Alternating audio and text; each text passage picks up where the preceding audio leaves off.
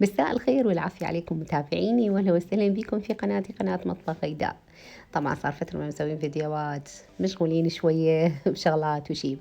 اليوم راح نسوي وياكم طريقة عمل المجدرة السورية بس على طريقتي طبعا، واذا اكو هيجي طرق ثانية اكو غير ناس تسويها ممكن تصير.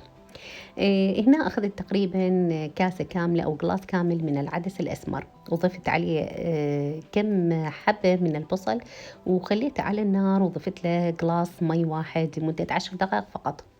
احنا نريد الحباية تبقى هيجي بكاملها وما تستوي زايد ولا تتكسر.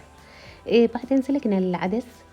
راح اخذ تقريبا هنا قلاصين من البرغل الخشن مال الطبخ، وراح اغسل البرغل ونشفه بالمصفي واتركه. طبعا جيت هنا على العدس ضفت ايضا 3 قلاصات من المي عليه وتركته حتى يغلي.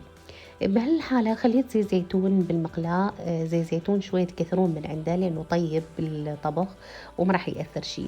وراح أقلي بيه البرغل الخشن اللي أني غسلته وصفيته بالمي.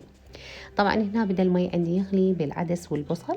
راح أضيف البرغل اللي قبل، عفوا ضفت مكعبين ماجي، وراح أضيف شوية كمون، وبعدين أخلي البرغل الخشن اللي قليته بالزيت الزيتون.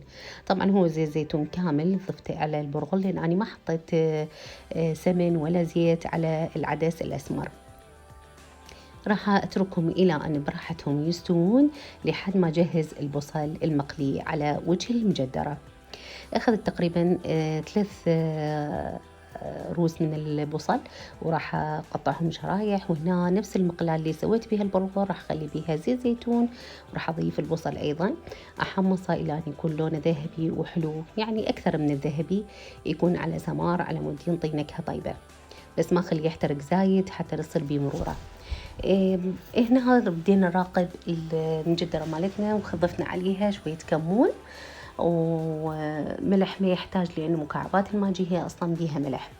شوف الحباية مالته بدت عندي تستوي اثنيناتهم ولا معجنة ولا شي، بالعكس المي اللي خليته كلش كافي كميته على هذه الكمية من البرغل والعدس الأسمر. انتظروا وياي للنهاية انه نسكب المجدرة ونشوف شكلها شلون صار. هنا بس حمصنا البصل حتى ياخذ اللون اللي احنا نريده.